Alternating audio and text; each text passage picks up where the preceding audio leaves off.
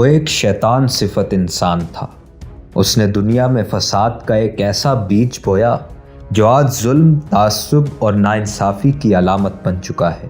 اسلام کی 1500 سالہ تاریخ میں جن یہودیوں نے مسلمانوں کو سب سے زیادہ نقصان پہنچایا، ان میں یہ فسادی شخص بھی شامل ہے۔ مگر آج دنیا کے نقشے پر ایک ایسا ملک بھی موجود ہے جہاں اس کی بے حد عزت و تکریم کی جاتی ہے۔ اسے وہی مقام اور مرتبہ حاصل ہے جو ہمارے ملک میں مفکر پاکستان علامہ محمد اقبال کا ہے۔ اس سے بھی زیادہ حیرت کی بات یہ ہے کہ علامہ اقبال اور اس شخص کا زمانہ بھی قریب ایک ہی تھا۔ آخر یہ شخص کون تھا اور خلافت عثمانیہ کے آخری خلیفہ سلطان عبدالحمید کا اس شخص سے کیا جھگڑا تھا، یہ سب ہم آپ کو بتائیں گے آج کی اس ویڈیو میں۔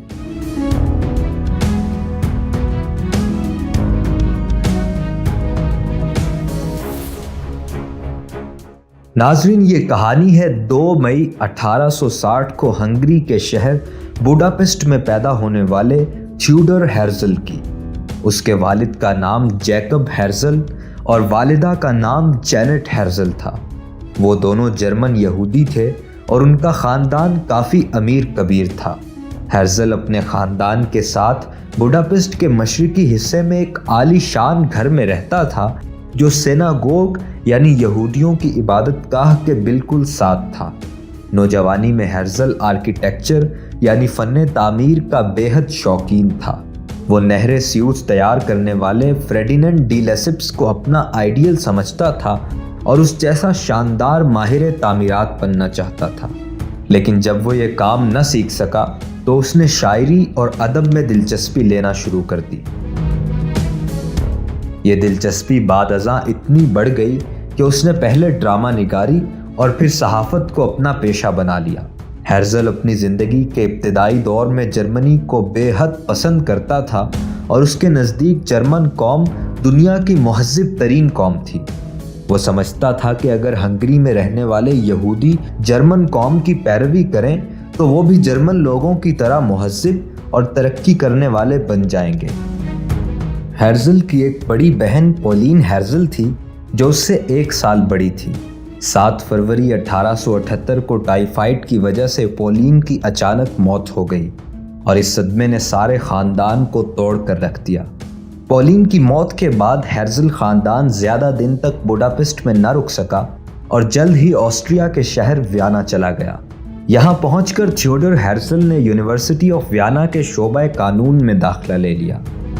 جلد ہی قانون کے ایک نوجوان طالب علم کی حیثیت سے ہیرزل جرمن قوم پرست جماعت برسنشافٹ کا ایک انتہائی پرجوش کارکن بن گیا۔ اس تنظیم کا نعرہ تھا آہرے فریہائٹ ویٹرلینڈ، یعنی آنر، فریڈم، فادرلینڈ، اور یہ تنظیم جرمن لوگوں کی فلاح و بہبود کے لیے کام کرتی تھی۔ لیکن جلد ہی ہیرزل کو یہ حقیقت معلوم ہوئی کہ جرمن یہودیوں کو زیادہ پسند نہیں کرتے، لہٰذا اس نے تنظیم کی یہود دشمنی پر احتجاج کرتے ہوئے استعفیٰ دے دیا۔ یونیورسٹی آف ویانا سے قانون کی ڈگری لینے کے بعد ہیرزل نے کچھ عرصہ ویانا اور پھر سالزبرگ میں بطور وکیل پریکٹس کی، لیکن جلد ہی وہ اس کام سے اکتا گیا اور نئے راستے ڈھونڈنے لگا۔ یہاں ادب میں اس کی دلچسپی کام آئی اور اس نے پیرس میں ویانا کے ایک اخبار نیو فری پریس کے نمائندے کی حیثیت سے کام شروع کر دیا۔ اس حیثیت میں کام کرنے کا ہیرزل کو ایک فائدہ یہ ہوا کہ بطور صحافی اسے اکثر لندن اور استنبول جانے کا موقع ملتا رہتا تھا۔ یہ دونوں شہر اس وقت ساری دنیا کے لیے نہایت اہم تھے کیونکہ لندن سلطنت برطانیہ کا دارالحکومت تھا جو دنیا کے کئی ممالک کو اپنی کالونی بنا چکا تھا، اور استنبول میں اس وقت عثمانی خلیفہ حکومت کرتے تھے جو ساری دنیا کے مسلمانوں کے خلیفہ تھے۔ کچھ ہی عرصہ بعد وہ نیو فری پریس کا ادبی ایڈیٹر بن گیا اور یہاں اس نے سٹیج کے لیے کئی مزاحیہ ڈرامے بھی لکھے۔ قابل غور بات یہ ہے کہ اس وقت تک ہیرزل کی تحریروں میں یہودیوں کی حالت زار کا کوئی ذکر نہیں ہوتا تھا۔ پھر پیرس میں ایک ایسا واقعہ پیش آیا جس نے ہیرزل کی زندگی کو یکسر بدل کر رکھ دیا۔ یہ واقعہ تاریخ میں ڈریفس کیس کے نام سے مشہور ہے۔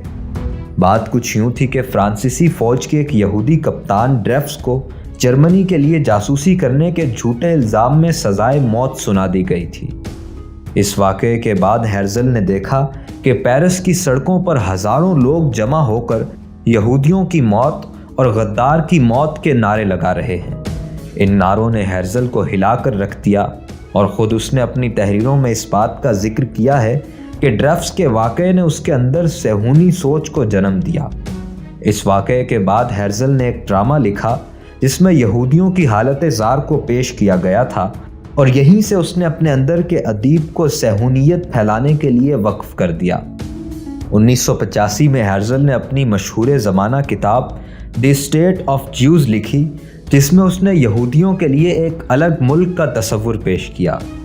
یاد رہے کہ اس وقت تک دنیا میں کوئی ایک بھی ملک ایسا نہیں تھا جو مکمل طور پر یہودی شناخت رکھتا ہو، بلکہ یہودی یورپ کے مختلف ممالک میں رہ رہے تھے۔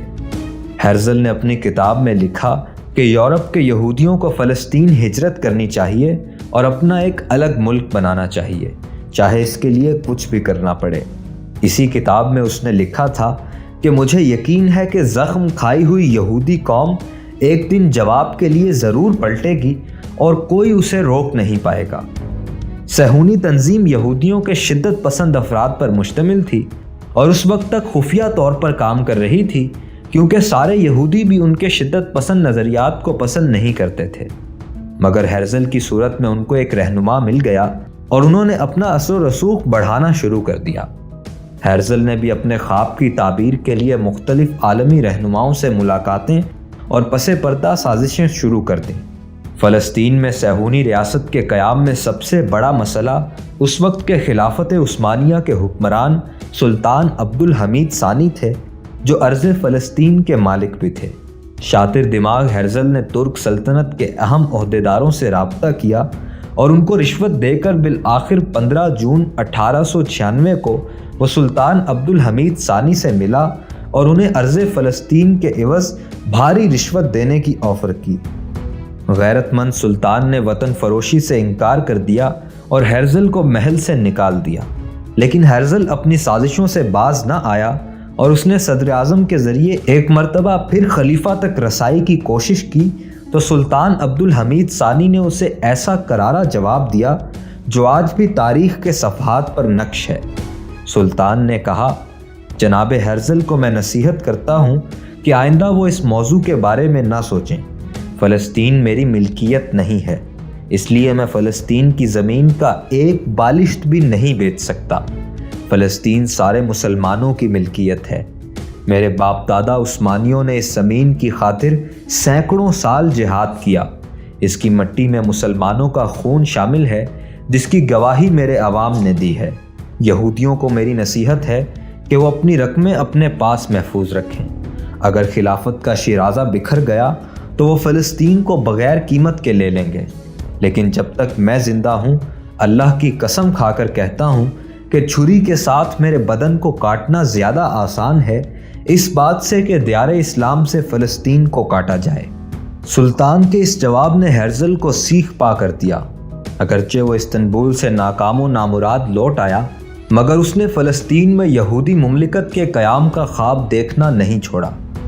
1987 کے بعد جب یورپ کے وسط میں باسل شہر میں صہیونیت کی پہلی عالمی کانفرنس منعقد ہوئی تو کانفرنس میں ہیرزل نے ایک نئی یہودی ریاست کے قیام کی تجویز پیش کی۔ اس کے ساتھ ساتھ عالمی یہودی جماعت صہیونیت کو قائم کیا، جس کا بنیادی مقصد یہودی ریاست اسرائیل کا قیام تھا۔ یہودی دانشور، مفکرین، سیاسی رہنما اور ہر طبقے کے افراد جن میں طلباء اور سرمایہ دار بھی شامل تھے، اس یہودی ریاست کے قیام کے لیے باسل میں جمع ہوئے، جس کو عالمی صہیونیت کی پہلی کانگریس کہا گیا۔ پہلی جنگ عظیم سے قبل یہودی دانشوروں اور قائدین نے فلسطین میں یہودی ریاست کے قیام کے لیے باقاعدہ کئی طرح کی انجمنیں قائم کیں، جن کے نام سے بظاہر کسی بھی طرح کی کوئی وابستگی ظاہر نہیں ہوتی تھی، مگر دراصل ان کا بنیادی ہدف اسرائیل کا قیام ہی تھا۔ 2 سال کی مسلسل کوششوں کے بعد مئی 1898 میں وہ جرمنی کے بادشاہ ولیم ثانی سے ملا اور اسے اپنی مدد کی درخواست کی۔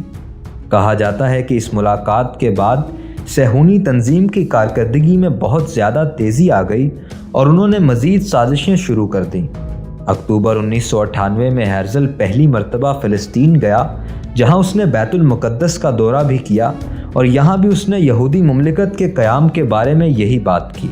وہ اس حد تک جا چکا تھا کہ ایک مرتبہ تو اس نے عیسائیوں کے سربراہ پوپ ایکٹ سے بھی مسلمانوں کے خلاف مدد کی درخواست کر دی۔